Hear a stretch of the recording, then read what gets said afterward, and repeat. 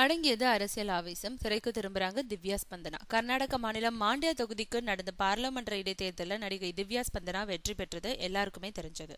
திவ்யாவோட தாத்தா எம் கிருஷ்ணா காங்கிரஸோட மூத்த தலைவர். முன்னாள் கர்நாடக முதல்வரா இருந்தவர். கடந்த காங்கிரஸ் அமைச்சரவையில கேபினெட் அந்தஸ்துல உட்கார்ந்திருந்தாரு. அந்த செல்வாக்கு காரணமா அதுவரை சினிமாவில நடிச்சிட்டு வந்த திவ்யாவை காங்கிரஸ் சார்பா வேட்பாளரா அறிவிச்சாங்க. அவங்களும் வெற்றி பெற்றாங்க. அரசியல்ல தாத்தாவோட பாரம்பரியம் தவிர்த்து திவ்யாவுக்குன்னு சொல்லிக்க எதுவும் இல்ல. ஒரு துண்டு பிரசுரம் கூட விநியோகிச்சிருக்க மாட்டாங்க. அப்படிப்பட்டவங்க எம்பி ஆனதும் இனி அரசியல் தான் என் வாழ்க்கை, மக்கள் பணி தான் என்னோட லட்சியம், இனிமே சினிமால நடிக்க மாட்டேன்லாம் சினிமா மாதிரியே சபதம் ஏற்றாங்க. நடந்து முடிஞ்ச பாராளுமன்ற தேர்தல்ல அதே மாண்டியா தொகுதி திவ்யாவுக்கு ஒதுக்கப்பட்டது. சொந்த கட்சியினரே சூனியம் வச்சதுல தோத்து போனாங்க திவ்யா. பதவி இல்லாம எத்தனை நாளுக்கு தான் அரசியல் செய்யறது? ஜெயிச்சப்போ எடுத்த சினிமா சபதங்களை ஒதுக்கிட்டு மீண்டும் மேக்கப் போட தயாராகிறாங்க.